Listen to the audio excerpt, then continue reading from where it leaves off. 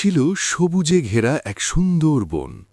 সেই বনে থাকত এক চঞ্চল খরগোশ, তার নাম টুকু। টুকু খুব দৌড়াতে ভালোবাসত। আর থাকত এক শান্ত স্বভাব কচ্ছপ, তার নাম মিঠু। টুকু সব সময় বলতো, দেখো মিঠু, আমি কত দ্রুত দৌড়াতে পারি। মিঠু হেসে বলতো, দ্রুত দৌড়ানো ভালো, কিন্তু ধীরে ধীরে চললে পথের সৌন্দর্য দেখা যায়। একদিন সকালে হালকা বৃষ্টি হল। বৃষ্টি থামতেই আকাশে উঠল রঙিন রংধনু। টুকু আনন্দে লাফিয়ে উঠল, চলো মিঠু, আমরা রংধনুর শেষ প্রান্ত খুঁজতে যাই।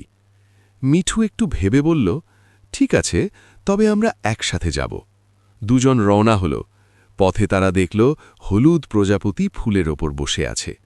পাখিরা গান গাইছে, বাতাসে মিষ্টি গন্ধ। টুকু দৌড়ে অনেকটা এগিয়ে গেল। হঠাৎ সে একটা ছোট গর্তে পা আটকে ফেলল। ও, বাঁচাও! মিঠু ধীরে ধীরে এগিয়ে এসে বলল, চিন্তা করো না, আমি আছি।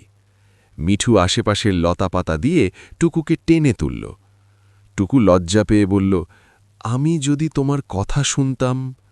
মিঠু মুচকি হেসে বলল, বন্ধু মানে একে অপরকে সাহায্য করা।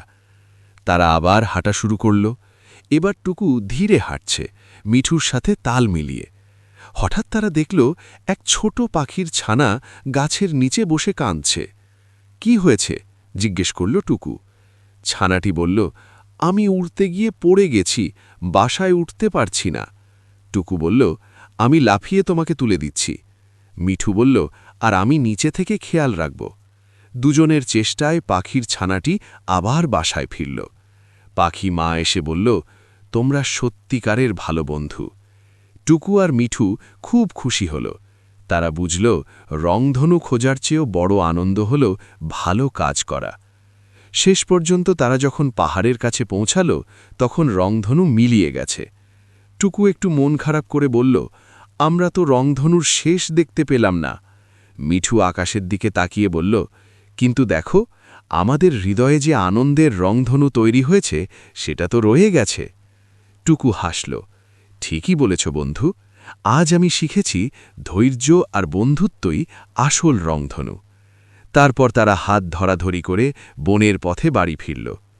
আকাশে তখন সূর্য ঢলে পড়ছে, পাখিরা বাসায় ফিরছে।